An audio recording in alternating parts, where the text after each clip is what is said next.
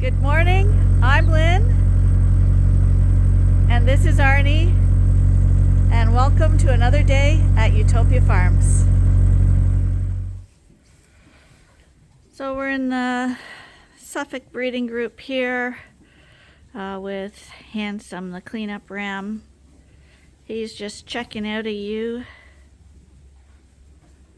but I think no action when I came in here. He was more interested in these boys who were peeking in on him. Could be a really good sign that everyone's already bred in this group, and in which case we'll be having December, January lambs out of here.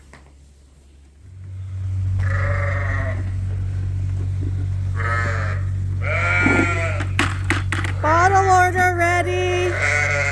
Bottle order ready. Who ordered milk bottles? Bottle order ready. Who ordered milk bottles? Did you guys place an order? It's just arrived. We set the table for them.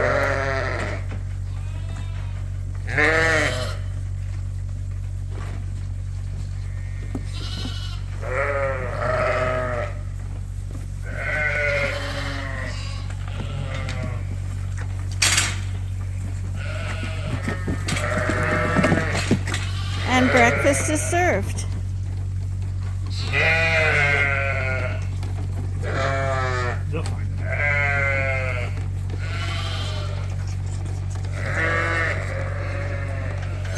You can leave your tip at the front desk, guys.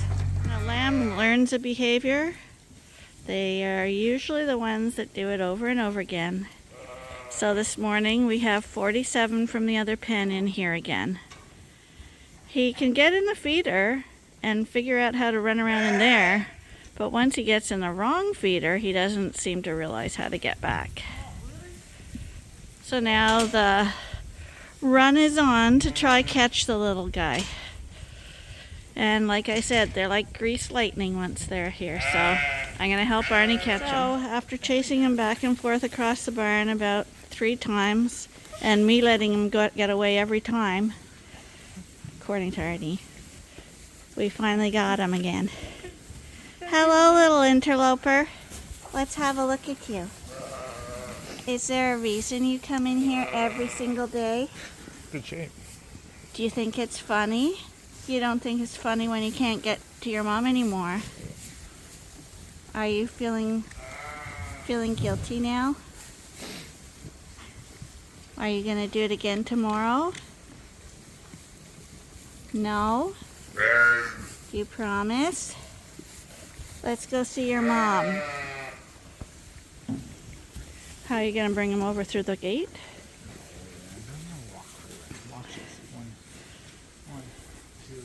Don't drop him. He's from the little side, but he's surprisingly heavy. Ben. Get out, Ben. Oh! Which one's his mom? Ben. Okay, so he's gonna go back with his mom and Come on, Ben. see if he finds his mommy over there. We'll see what he does. He's calling for her. Oh, she's eating hay now, right? Yeah, now she's gonna ignore him. Oh, this is probably her right here. No, that's 37. Mom doesn't really care because he's obviously pretty independent anyway. But he was on the wrong side crying. It used to be number 3, but she's too big to get in the feeder now. But he's from the little side, so he can still figure out how to get in. Okay, we got a straw day. This is number 9. She's got attitude, so she had to be the one that came out to have a look. Probably next time we do straw, we might merge the 2 lamb groups together. We think they're old enough, almost old enough now to merge together. We just want to make sure absolutely that all the little lambs are well established, but everyone's looking really good in these 2 pens.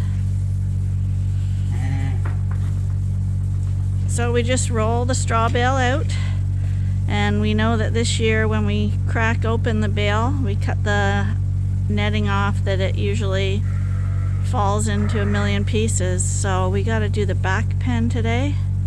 So it's going to be a little more complicated. Well, the lambs are at the age where this is extremely exciting now. So there's a little bit of a frenzy going on as every lamb wants to run through the deep straw, try to climb on the straw bale. But this is going to be tricky because we got to get this straw that wants to fall to a million pieces over into the other barn without anyone getting away.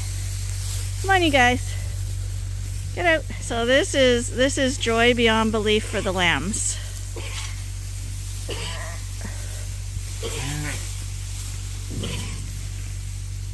Last time it didn't go quite like this because they were a little more nervous about new things, but they've got their confidence now. And usually we use strings to wrap our bales, but if you remember when we were doing the straw, our baler broke, and then we had to hire someone in to finish baling, and he uses that wrap. And the wrap holds it together really nicely, but to pull the plastic out is way more difficult because the strings just pull out one by one and it's just quite easy. But because there's a lot of weight on a thick piece of plastic, it's much harder to get out. So I rolled out a little bit for the ewes in the back because it's easy for me to roll out straw too because it's really light. These guys have the majority of it because a couple of them have the scoots. Actually, I think 2. The dust. The downfall of straw is dust. But the lambs love it. Oh, and it looks like the excitement's causing lamb races.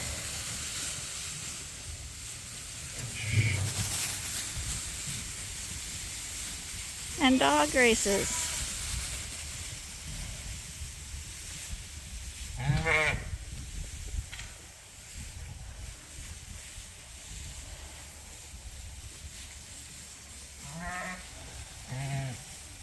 A little bit of straw for the creep area.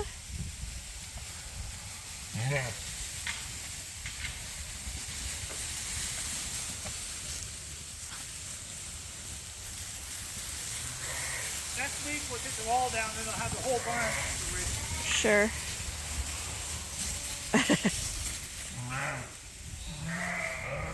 Well, we let the ewes out and they're gone into the other field before I could even get my camera on. And while they're gone, it's going to be straw day in here for them as well. So they'll have a nice surprise when they come back. In this barn, we're just going to use up some old first cut hay from last year. So Ben has reached the age where he thinks that his sole job is to be sheep herder on the farm. And right now when I let the ewes out, he ran out with them. And he's way out there. We allow him to do it because he doesn't harass them. But what he does is he'll go out to the field where they are and he keeps them in a group. So if they wander off, he'll circle around and gather them all together. He's not trying to bite them and he doesn't lock them in a corner or anything like that. He just circles around them, playing border collie games. He feels like he's in control. Oh, but the horn means that he's to come back. Good boy, Benny. Good boy.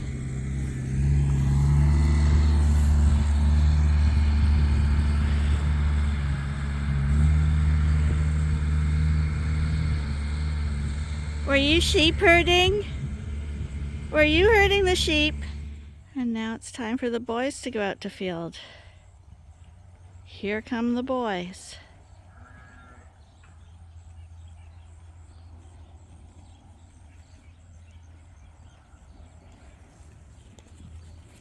Hi, Calvin.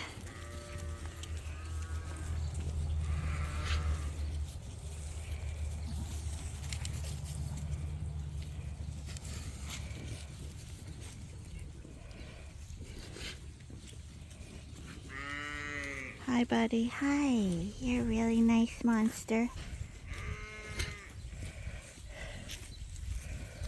No, guys, don't start. Don't start. Oh, you know, they just can't stop. They have to hit each other.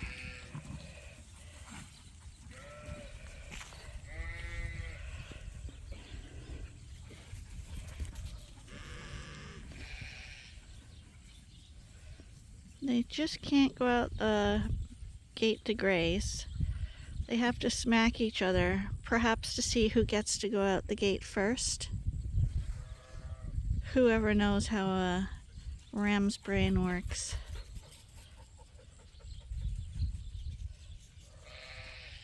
I think they constantly think with their other brain.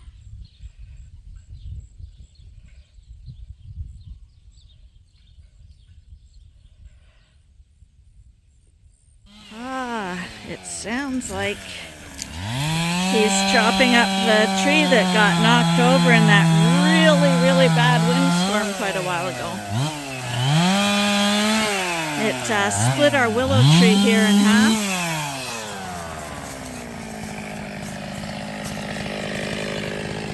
Hopefully the whole tree doesn't die.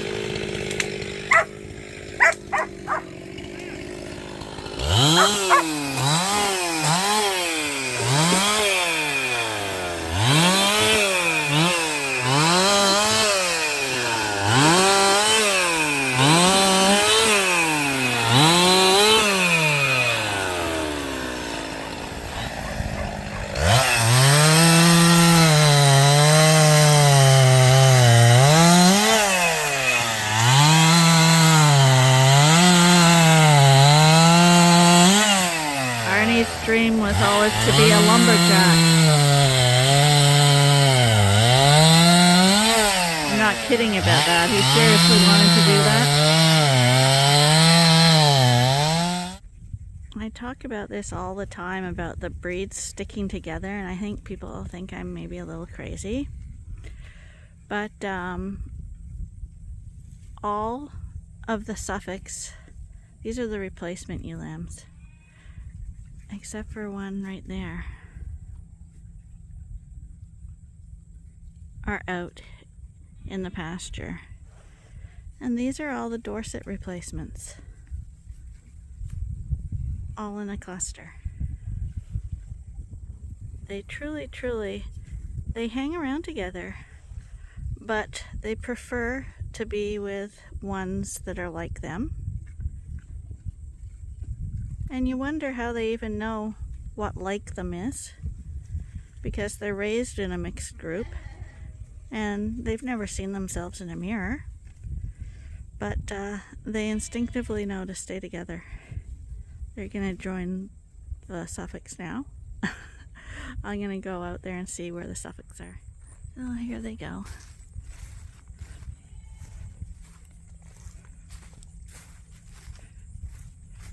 Here's the straggler Suffolk. And there's Sally the Shetland. She's in here. She's a flock of her own.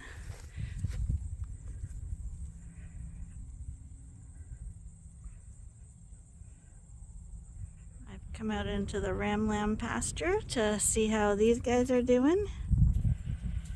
Yeah, they see me, so they're coming over. Hi, Monty. Hi. Hi, how you doing? Hi, Calvin. Hi. Hi, you guys. It's a mobbing now. I didn't need a mobbing. I just wanted to see you guys. Hi.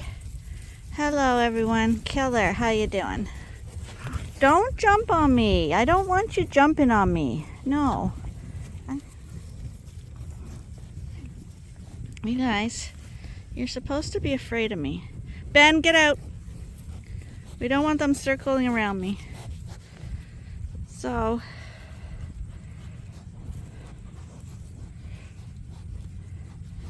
Okay, now I'm in a total swarm here because Ben clusters them in a circle and I'm in the center of the circle right now.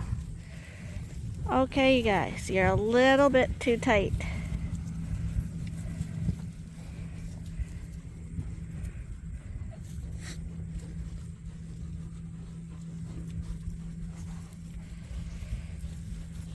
So the reason I really came out into the ram field is because of that noise you can hear in the background. It's the noise we've been waiting to hear for a little while, and it's finally happening. I'm going to show you in a second.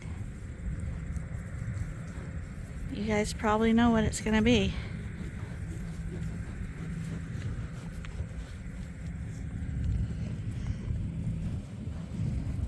The field next to the ram field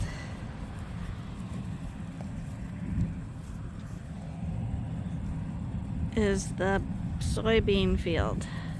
We don't have a fire back there. That's the dust coming off the soybeans. And we got the combine in there. He just started. I imagine he'll go for a couple hours today. And hopefully he'll get finished tomorrow. And then all our beans will be in for the year.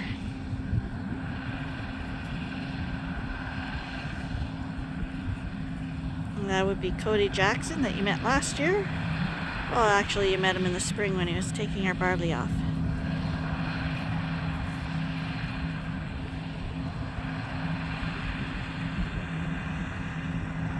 They say you want to see dust coming off the combine like that because it means that the crop is dry enough to be harvested. If you don't see any dust, it means it's probably wet. And if you harvest a crop that's not dry enough, when they take it to the grain bins, they will check the moisture count on it, and if it's not at the dryness level that they want it to be at, it has to be quite dry in order to process it. They will dry it down in a dryer and you will be charged drying fees. So you never want that to happen.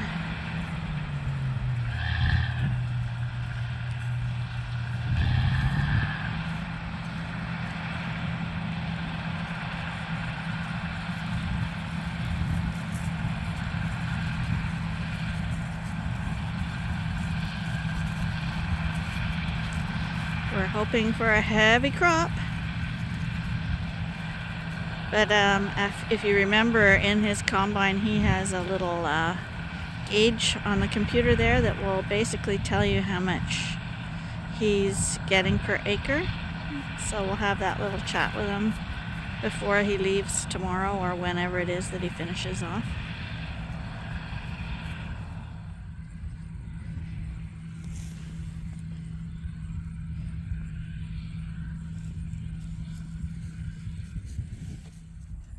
Okay, he's gone to the back of the field and he stopped.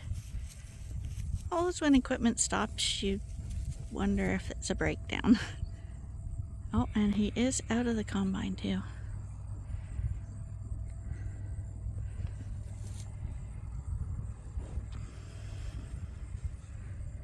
I swear that I can't think of a single year where we haven't had a combine in and it hasn't had something break on it. These are very expensive machines and they are very prone to breakdowns because they're doing so much work and have so many parts on them. So we're hoping that there is absolutely nothing wrong here, but it's never a good sign. As we're here with the rams and everybody wants to be a friend, but this is one of the Gladsons. This is 239. Yeah, 239. He's really, really nice. And hi, how are you? You came to say hello too? Did you? I'm pretty sure that you're number 3. Or, wait a minute, are you Killer? Could be Killer. I have to stand up and look at him. Hi. But the bad news is back there.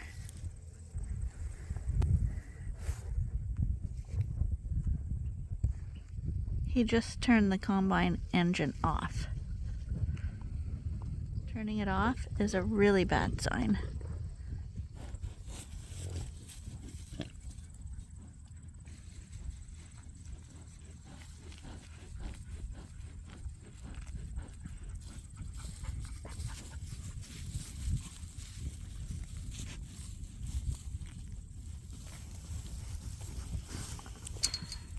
Klondike is walking around like he's a little sore today, and he was one of the rams that was fighting the most in here, and hopefully he hasn't hurt himself, but he's all hunched up. Okay, he's got it going, but he's driving backwards, which means he didn't want to crush the beans, and it looks like he's heading back. He's not combining, he's driving home. So that was a really short start to soybean season. I feel sorry for them, but I'm guessing the combine is broken. And hopefully it's nothing major for his sake and for our sake, because these beans, they're ready to go. And there's a lot of money sitting on the field there.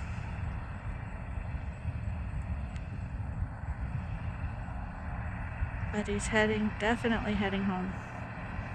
See what Toll brings up. Well, we're filling up the stove with our corn. What? We have a corn stove to heat our house. So here, I may as well show it.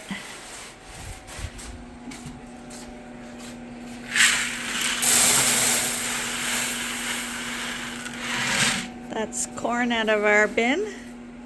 Some people have wood, some people have oil, gas, electricity. This is how we heat our entire house.